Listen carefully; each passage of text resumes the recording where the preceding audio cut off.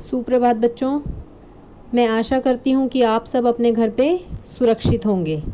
ठीक है, आज हम अपना न्यू टॉपिक स्टार्ट करने जा रहे हैं, शब्द और पद। शब्द और पद, इसके बारे में विस्तृत व्याख्या करने से पहले मैं आपको शब्द और पद इन दोनों में क्या अंतर होता है वो बताऊंगी। आप मुझे आप एग्जाम्पल देंगे अब कि शब्द क्या होते हैं। शब्द क्या होते हैं?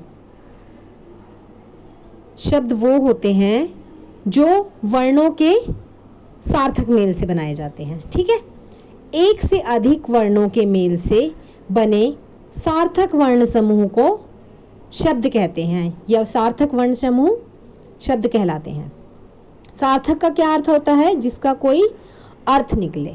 ठीक है, हर शब्द का अर्थ नहीं होता, जिसका अर्थ निकले हम उन्हीं को शब्द कह सकते हैं। जैसे कमल, अगर हम कमल के टुकड़े करते हैं क म ल, कमल का अर्थ निकलता है, इसका अर्थ होता है फूल। ठीक है, अगर हम इसके वर्णों को इधर से उधर पलट के लिखते हैं, हमने कमल की जगह लमक लिख दिया तो लमक, लमक का कोई अर्थ निकलता है? नहीं निकलता।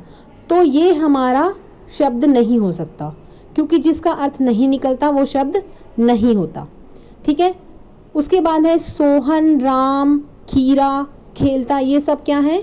शब्द हैं। इन सभी का अर्थ निकलता है।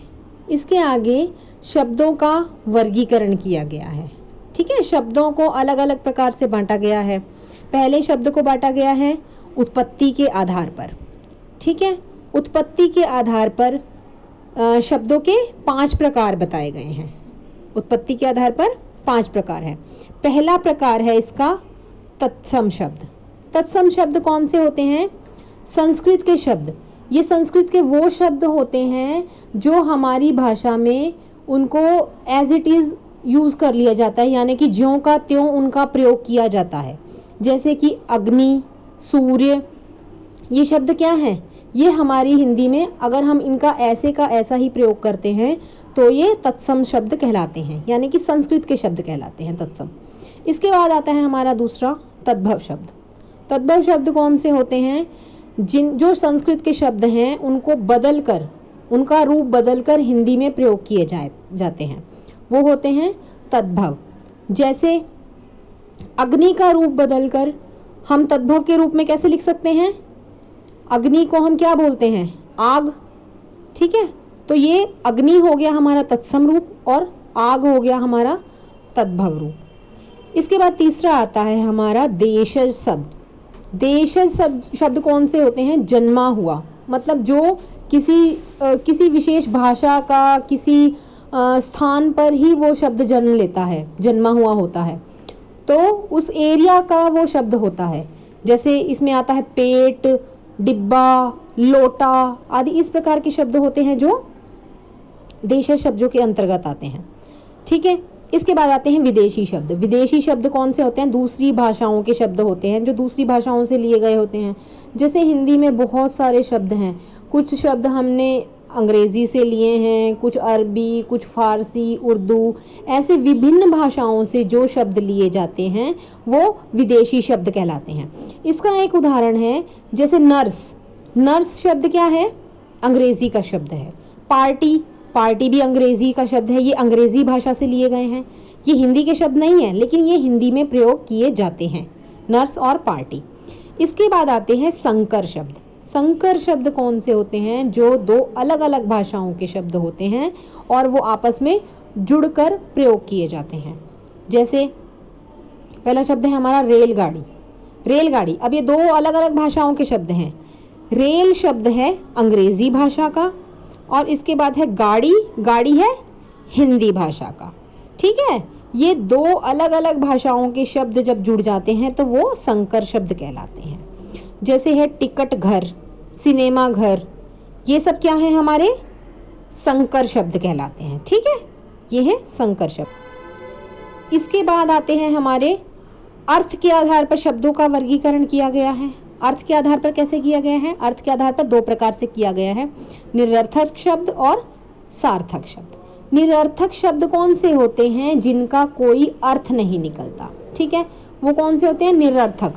इसके ये शब्द से ही पता चल रहा है, निरर्थक यानी कि जिसका कोई अर्थ नहीं होता, सार्थक जिसका अर्थ होता है। जैसे मैं उदाहरण देती हूँ, रोटी शोटी खा लो, ठीक है, इसमें शोटी का क्या अर्थ होता है? शोटी का कोई अर्थ नहीं निकलता, ठीक है। अगर सिर्फ ये होता कि रोटी खा लो तो इसका अर्थ है, ये सार्थक होता, लेकिन रोटी शोटी खा लो ये निरर्थक है। डांस वांस कर लो, वांस, जो ये वांस शब्द है इसका कोई अर्थ नहीं है। इसके बाद आते हैं सार्थक शब्द। सार्थक शब्द वे शब्द होते हैं जिनका अर्थ निकलता है, जैसे मनुष्य, चिड़िया, खाना, पीना, रोना, सोना, इन सब का जो अर्थ निकलता है ये होते हैं सार्थक शब्द, ठीक है। फिर हमारा वर्गीकरण किया गया है शब्दों का रचना के आधार पर। रचना के आधार पर शब्दों का वर्गीकरण, पहला वर्गीकरण है रूढ़ शब्द। रूढ़ शब्द कौन से होते हैं? वे शब्द जो किसी विशेष अर्थ के लिए प्रयुक्त होते हैं, ठीक है, और जिसके कोई खंड नहीं किए जा सकते। खंड यानी कि टुकड़े नहीं किए जा सकते। जैसे ये उदाहरण है हार। अगर हम हार के टुकड़े करते हैं, हा और र, ठीक है, हा का क्या अर्थ होता है? कोई अर्थ नहीं होता। र का क्या अर्थ है? कोई अर्थ नहीं होता। जिनके टुकड़े करने पर कोई अर्थ नहीं निकलता है वो होते हैं हमारे रूढ़ शब्द, जैसे दिन, पुस्तक आदि। इसके बाद आते हैं हमारे दूसरे होते हैं रचना के आधार पर यौगिक। यौगिक कौन से शब्द होते हैं? यौगिक वे शब्द होते हैं जो सार्थक खंडों के या सार्थक शब्दों के योग से बनते हैं। योग मतलब जोड़ से बनते हैं, ठीक है। इसमें आता है आपका अपमान, अप जमा मान, इसमें अप और मान दोनों का ही अर्थ निकलता है। अगला है राजकुमार, राज और कुमार, ठीक है, यानी कि राजा का कुमार। राज क्या है? राज करना। कुमार, कुमार राजा की संतान है, कुमार, ठीक है। इसके बाद आता है योग रूढ़। योग रूढ़ यौगिक होते हुए भी जो किसी विशेष अर्थ में प्रयोग होते हैं। यौगिक कौन से? जो दो शब्द जुड़े होते हैं लेकिन जो किसी विशेष अर्थ में, यानी यहाँ पे योग भी है, यौगिक भी है और रूढ़ भी है, ये दोनों हैं। तो जैसे कि होता है लंबोदर। लंबोदर क्या है? लंबोदर। अब इसका अर्थ किसी विशेष के लिए, किसी तीसरे के लिए प्रयोग किया जाता है। लंबोदर किसे कहते हैं? गणेश जी को लंबोदर कहा जाता है। लंबोदर का अर्थ होता है लंबा उदर, ठीक है। नीलकंठ, नीलकंठ शब्द है, अब ये दो शब्दों के योग से बना है लेकिन ये किसी विशेष के लिए रूढ़ हो गया है, यानी किसी विशेष के लिए प्रयोग किया जाता है। नीलकंठ किसे कहते हैं? शिव जी को, ठीक है, भगवान शिव को नीलकंठ कहा जाता है।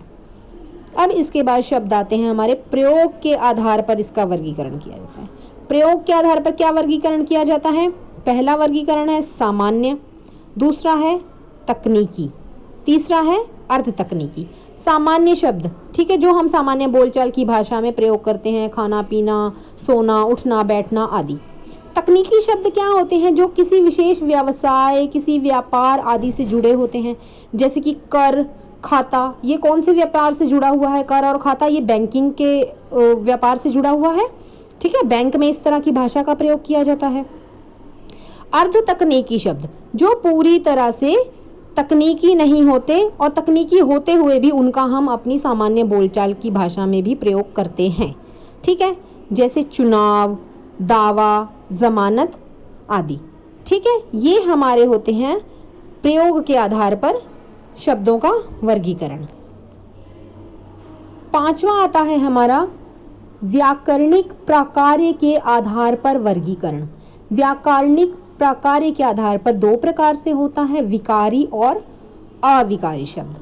तो विकारी शब्द कौन से होते हैं? जो शब्द अपना रूप लिंग, काल, वचन, कारक आदि के कारण बदलते हैं वो क्या कहलाते हैं? विकारी, यानी कि जिनके रूप में परिवर्तन हो जाता है वो विकारी शब्द कहलाते हैं।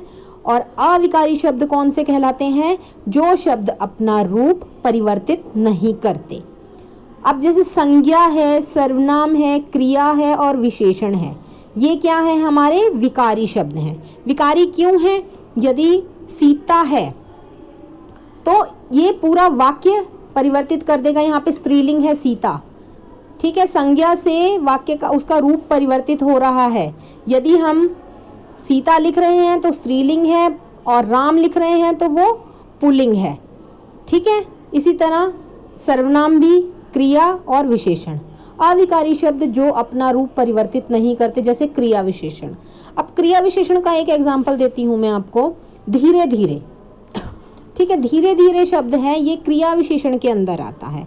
लेकिन अगर मैंने एक वाक्य लिखा कि राम धीरे धीरे खाना खाता है, धीरे धीरे शब्द क्रिया विशेषण है। अब यहाँ पे संज्ञा कोई भी हो, चाहे स्त्रीलिंग हो, चाहे पुल्लिंग हो, चाहे संज्ञा हो या सर्वनाम हो, विशेषण हो, कुछ भी हो, यहाँ पे जो धीरे धीरे शब्द है वो परिवर्तित नहीं होगा। अगर राम है तो राम धीरे धीरे खाना खाता है, सीता है सीता धीरे धीरे खाना खाती है। तो इस तरह लिंग परिवर्तन के कारण भी इसमें परिवर्तन नहीं आया। इसी तरह होते हैं संबंध बोधक, समुच्चय बोधक और विस्मयादि बोधक। तो ये जो चारों होते हैं ये अविकारी शब्दों के अंतर्गत आते हैं। अब इसके बाद मैं आपको बताती हूँ कि पद क्या होते हैं। शब्द भाषा की स्वतंत्र इकाई है, ठीक है। जब शब्दों का प्रयोग हम वाक्य में करते हैं, जब शब्द वाक्य में प्रयुक्त होते हैं तब वह शब्द पद कहलाते हैं। जब किसी भी शब्द का, जब वो स्वतंत्र शब्द लिखा हुआ है, जब हमने लिखा है राम, सिर्फ राम लिखा है तो राम एक शब्द है क्योंकि वो स्वतंत्र है। जब हमने लिखा कि राम खाना खाता है या राम स्कूल जाता है, जब राम स्कूल जाता है ये वाक्य में राम का प्रयोग हो गया तो ये पद कहलाता है। ये राम शब्द नहीं कहलाएगा, ये तब पद बन जाएगा, ठीक है। परिभाषा क्या है इसकी? व्याकरण के नियमों से बंधे शब्द वाक्य में प्रयुक्त होकर पद कहलाते हैं। तो ठीक है बेटा, आपको शब्द और पद के बारे में क्लियर हो गया। शब्द किसे कहते हैं और पद किसे कहते हैं? जब एक स्वतंत्र एक शब्द अलग से लिखा जाता है, ठीक है। जैसे मैंने लिखा राहुल, मैंने लिखा स्कूल, खाना, पीना, ये क्या है? स्वतंत्र शब्द हैं, ये शब्द कहलाएंगे। जब हम इनके ऊपर कोई वाक्य बना देते हैं, इनका वाक्य में प्रयोग कर लेते हैं तो वो क्या हमारे पद बन जाते हैं, ठीक है।